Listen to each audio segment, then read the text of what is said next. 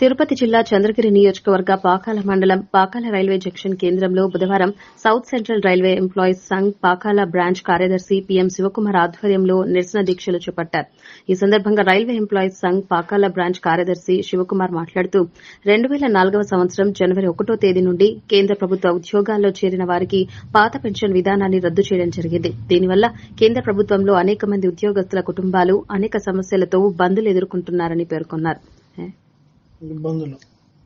దీనివల్ల కేంద్ర ప్రభుత్వంలో అనేక మంది ఉద్యోగస్తుల కుటుంబాలు అనేక సమస్యలతో ఇబ్బందులు ఎదుర్కొంటున్నాయని పేర్కొన్నారు. వెంటనే కేంద్ర ప్రభుత్వం కొత్త పెన్షన్ విధానాన్ని రద్దు చేసి పాత పెన్షన్ విధానాన్ని పునరుద్దరించాలని డిమాండ్ చేశారు. ఎన్పీఎస్ ను రద్దు చేసే వరకు మా పోరాటం ఆగదని కేంద్ర ప్రభుత్వాన్ని డిమాండ్ చేశారు. ఈ కార్యక్రమంలో ఉదయశంకర్, తులసిరామరెడ్డి, వెంకటేష్, దయానంద్, ఇతర సంఘం నాయకులు రిలే నిరాహార దీక్షలో పాల్గొన్నారు. పునరుద్ధరించాలని మేము డిమాండ్ చేస్తూ ఈ రిలే నిరాహార దీక్ష కొనసాగిస్తున్నాము. ఈ రిలే నిరాహార దీక్షలు 8వ తేదీ నుండి 11వ తేదీ వరకు జరుగుతున్నాయి. ముఖ్యంగా మన సౌత్ సెంట్రల్ రైల్వేలో ఉన్న అన్ని బ్రాంచుల్లోనూ ఇది నిర్వహిస్తున్నాము. రేపు డివిజనల్ రైల్వే మేనేజర్ ఆఫీసు ఎదురు జరుగుతుంది.